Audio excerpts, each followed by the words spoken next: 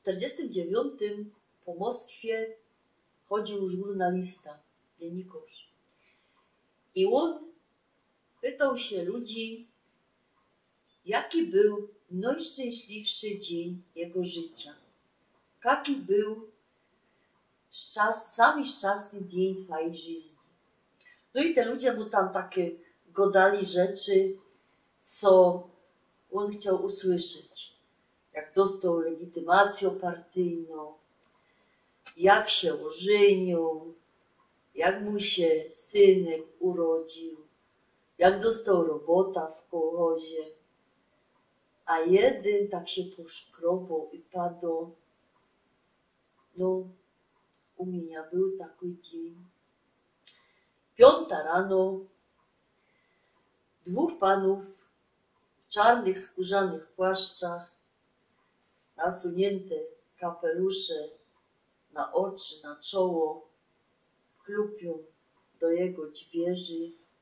On otwierał cały zestrachany i one do niego gadają, czy Piotr Pawłowicz, a on go do niej piętro wyżej. I to był najszczęśliwszy dzień jego życia. I ja wam powiem, że dzisiejsze pokolenie, one nie zrozumie być może sensu tego dowcipu, ani tych czasów. Bo my się śmiejemy z rozmaitych ludzi w rządzie, poradzimy sobie byle co na Facebooku albo kaś w sieci napisać i właściwie nic nam za to. A dyć za takie osprawianie inowiców albo śmionie się z tych widzów, to już szło się stracić. I ja pamiętam, znaczy ja akurat tego nie pamiętam, bo to jeszcze mnie na świecie nie było, ale zarazem wam powiem, co ja pamiętam. No, że to było tak, że ktoś się mnie kiedyś spytał, a ja też się tatulka pytała, tatulku, po jakiemu ty porząd nosisz taką akintasza ze sobą, nie? A tatulek był wtedy jeszcze za robotnika, a on padł, on tam o termos i jakoś sznita, bo nigdy nie wiadomo, no co nigdy nie wiadomo. No i mama mi sprawiała taką historię, że miał przyjść z roboty o 4, nie ma, po 5, 6, 7, 8, 9, 10, 11 w nocy. Nic no go ubewzie, no stracił się chłop, mama płacze. A gdzieś o 12 on przyszedł cały wymęczony i mama aż nie miała odwagi się go pytać, nie patrzy czy pobity, czy co. Taś to był, a on go był w teatrze. Jak to, że był w teatrze? No, zajechali przed huta takimi autobusami, nie autokarami, no autobusami, wygarnęli tych wszystkich robotników, co ze szychty szli i wzięli ich do teatru na radziecką sztukę, która na dodatek miała 19 aktów i ona się tak jakoś nazywała, jak ta dzisiaj telenowela meksykańsko czy brazylijsko, Zbuntowany anioł czy Niepokorny anioł, jakoś tak. A to się rozchodziło o chopa, co nie chciał do partii wstąpić, a na końcu zrozumiał. No i przez 19 aktów się to ciągło. No i po tym, jak umarł Stalin, to ja była richtig takim małym bajtlem, to już się poradzicie porachować wiele roków.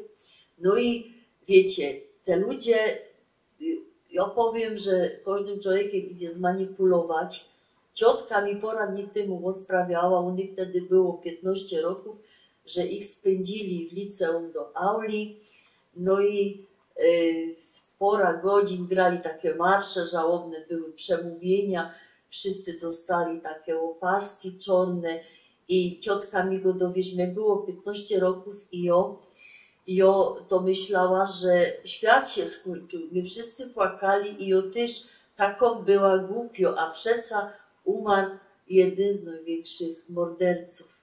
No i jak ten Stalin umarł, to też tak u mojej mamy w robocie, mama robiła w biurze, pisała na maszynie, mama przyszła do domu. Na szczęście mieliśmy rubę ściany i mama się strasznie śmiała, bo padło, że wszyscy tam płakali, choćby im richtig kto ważny umarł.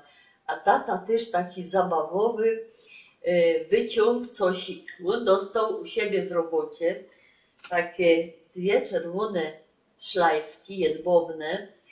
Na nich był profil Stalina i tako też czarno sztrajchanie. I on to dostał jedna do siebie, jedna do swojej kobiety, czyli dla mojej mamy, że to mieli przez poranoście dni nosić na akt żałoby. No i mama się tam śmiała w tej izbie, a ja tak lotała, nie ledwo poradziła lotać, trochę myni godać, on wziął zicherka i ta czerwona szlajfka zapiął mi do moich galotek zicherką i padł, umarł ten stary wuj. No, na szczęście ja za bardzo nie umiała godać, ale leca do mamy do izby, pokazuje jej ta szlajfka i padł, pój, pój. Mama zaczęła płakać, go doczyściło głupio, chcesz, żeby nos aresztowali, odpnij to, a on schował te dwie szlajfki, to trudno mu było potem to wyplenić, bo co ją widziała, czerwona szlajfka, to na szczęście przetworzone słowo, że go dała, no potem mi się to zapomniało. No i tak do dzisiaj, jak my tak Kasik wspominali, to łzy się polały z dwóch przyczyn. Niektóre ludzie, no nie powiem, że głupie, nieświadome, płakały richtig po śmierci Stalina, a moja mama płakała ze strachu. No a co się z tymi szlajfkami stało? Była w Hamburgu na takim szkoleniu językowym i była tam w muzeum, które w dosłownym tłumaczeniu Muzeum Narodów Świata. I ze zdumieniem odkryła tam dział komunistyczny. Były tam takie okropne rzeczy komunistyczne i o tam ta jedna szlajfka im posłała na ozdobę.